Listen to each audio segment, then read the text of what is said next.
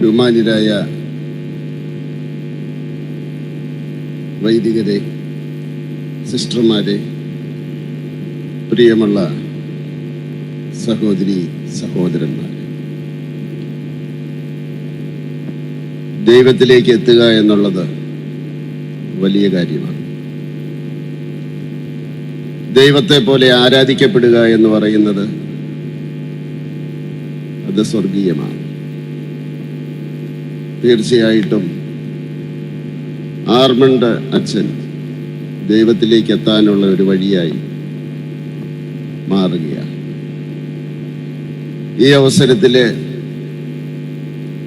അദ്ദേഹവുമായിട്ട് ബന്ധപ്പെട്ട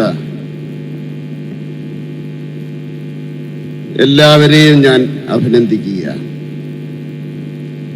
ദൈവാനുഗ്രഹമുള്ളവരാണ്. തീർച്ചയായിട്ടും ആ കുടുംബാംഗങ്ങള് ദൈവത്താൽ അനുഗ്രഹിക്കപ്പെട്ടവരാണ്. എപ്പോഴും ദൈവാനുഗ്രഹം ഉണ്ടാകണം എന്നോർത്തുകൊണ്ട് പ്രാർത്ഥിച്ചുകൊണ്ട് നടക്കുന്ന ഒരാളാണ് ഞാൻ. മാത്തമാറ്റിക്സ് ആണ് എൻ്റെ വിഷയം. ചെറുപ്പത്തൊട്ട് തന്നെ മാത്തമാറ്റിക്സിനോട് വലിയ താല്പര്യം. 8ാം ക്ലാസ്സിലും 9ാം ക്ലാസ്സിലുമാണ് ഫോർമുല പഠിക്കാൻ തുടങ്ങിയത്. അപ്പൊ എനിക്കറിയില്ല ഏത് ക്ലാസ്സിലാണ് തുടങ്ങുന്നത്. അന്ന് മാത്തമാറ്റിക്സ് ക്ലാസ്സില് അധ്യാപകൻ എന്നോടൊരു കാര്യം പറഞ്ഞു. ഫോർമുല പഠിക്കണമെങ്കിൽ പഠന സമയത്ത് മാത്രം പഠിച്ചാൽ പോരാ, നീ കടയിൽ പോകുമ്പോൾ വഴിയേ പോകുന്ന അവസരത്തിൽ നിങ്ങൾ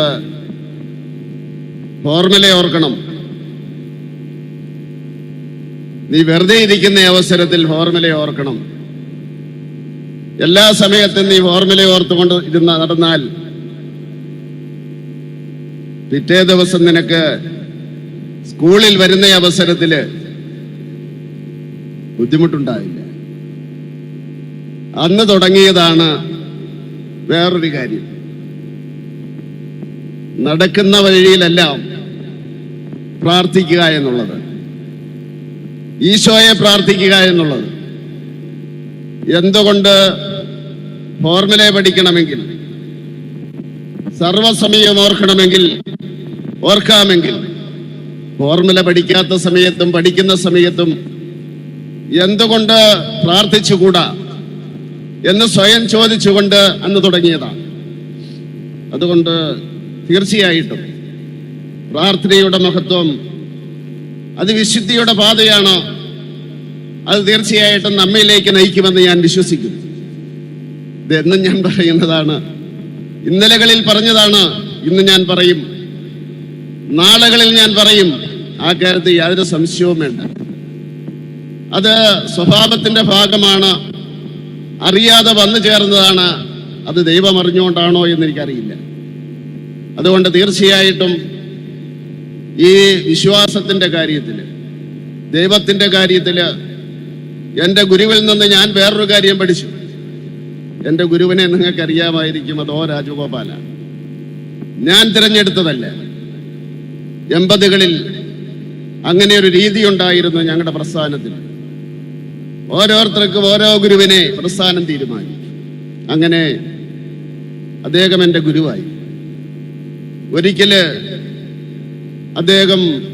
ഞാൻ അദ്ദേഹത്തിന്റെ ഓഫീസർ ഓൺ സ്പെഷ്യൽ ഡ്യൂട്ടി ആയിരുന്നു. അദ്ദേഹം മന്ത്രിയായിരുന്നു.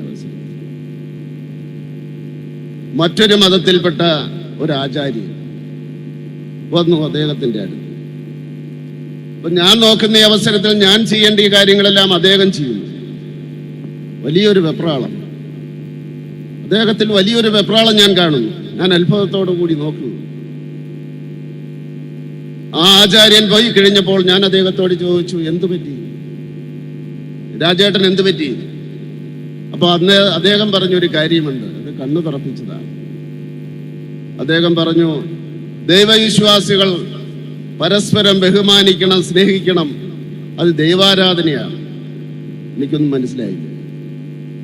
എനിക്ക് മനസ്സിലായില്ല എന്ന് ഞാൻ പറഞ്ഞു. എന്നോട് അദ്ദേഹം ചോദിച്ചു, ദൈവം ഒന്നല്ലേ ഉള്ളൂ? അതെ, ദൈവം ഒന്നേ ഉള്ളൂ. പല പേരുകളില്ലേ ഉണ്ട്. ദൈവത്തിനെ എന്തിനാണ് നിങ്ങൾ ആരാധിക്കുന്നത്? ദൈവത്തെ പ്രീതിപ്പെടുത്താനല്ലേ? അതെ. എന്നാൽ ദൈവത്തിന്റെ മക്കള് പരസ്പരം സ്നേഹിച്ചു കഴിഞ്ഞാൽ, പരസ്പരം ബഹുമാനിച്ചു കഴിഞ്ഞാൽ ആ ദൈവത്തിന് പ്രീതി ഉണ്ടാവില്ലേ? അപ്പോഴാണ് എനിക്ക് മനസ്സിലായത് അദ്ദേഹം എന്താണ് പറയുന്നത്. അദ്ദേഹം പറഞ്ഞത് അത് ദൈവാരാധനയാണ്. മറ്റൊരു കാര്യം അദ്ദേഹം പറഞ്ഞു, ഒരിക്കലും ഒരു മതത്തിലും ആചാര്യന്മാർ വെറുതെ ഉണ്ടാവില്ല, അത് ദൈവനിശ്ചയാണ്. അവരിൽ തിന്മകളുണ്ടാവും, ഒരു മനുഷ്യനാണ്. പക്ഷെ അവരില് ദൈവത്തിന്റെ അനുഗ്രഹമുണ്ടാകും. അതുകൊണ്ട് നീ അവരുടെ അനുഗ്രഹം തേടണം. അത് തീർച്ചയായിട്ടും ദൈവത്തിന്റെ അനുഗ്രഹമായിട്ട് മാറും. ഇത് വിശാലമായിട്ടുള്ള ദൈവസങ്കല്പമാണ്. ആ ദൈവസങ്കല്പവും ഞാൻ മനസ്സിലാക്കുന്നു. എല്ലാവരെയും സ്നേഹിക്കണം. മതത്തിന് അതീതമായിട്ട്, വിശ്വാസത്തിന് അതീതമായിട്ട് എല്ലാവരെയും സ്നേഹിക്കണമെന്നുള്ള ആ നിർദ്ദേശവും ഞാൻ അന്നു മുതൽ ഇന്നും തുടരുന്നുണ്ട്. അതുകൊണ്ട് തീർച്ചയായിട്ടും ഈ സമൂഹത്തിൽ നമുക്കെല്ലാവർക്കും ബഹുമാനിച്ചുകൊണ്ട്, സ്നേഹിച്ചുകൊണ്ട്, ഫോർമുല പഠിക്കുന്നത് പോലെ പ്രാർത്ഥിച്ചുകൊണ്ട്, എല്ലാ നിമിഷങ്ങളിലും പ്രാർത്ഥിച്ചുകൊണ്ട്, നടക്കുന്ന അവസരത്തിൽ പ്രാർത്ഥിച്ചുകൊണ്ട്, വെറുതെ ഇരിക്കുന്ന അവസരത്തിൽ പ്രാർത്ഥിച്ചുകൊണ്ട് അങ്ങനെ ചെയ്യാൻ പറ്റുമെന്നാണ് ഞാൻ വിശ്വസിക്കുന്നത്. 8ാം ക്ലാസ്സിലെ സോമൻ സാറ് പറഞ്ഞു തന്ന മാത്തമാറ്റിക്സുമായിട്ടുള്ള ഒരു കാര്യം എൻ്റെ ജീവിതത്തിലെ ആധ്യാത്മികതയുടെ ഭാഗമായി. ഞാൻ ഡിഗ്രി തലം വരെയും മാത്തമാറ്റിക്സ് ആണ് പഠിച്ചത്. അതിനുശേഷം ഞാൻ രാഷ്ട്രീയത്തിന്റെ വഴിയെ പോയത് കൊണ്ട് മറ്റു പലതും പഠിച്ചു. അങ്ങനെ ഞാൻ LLB എടുക്കുകയും മറ്റു മാർഗങ്ങളിലൂടെ മറ്റു തലങ്ങളിലേക്ക് പോവുകയും ചെയ്തു.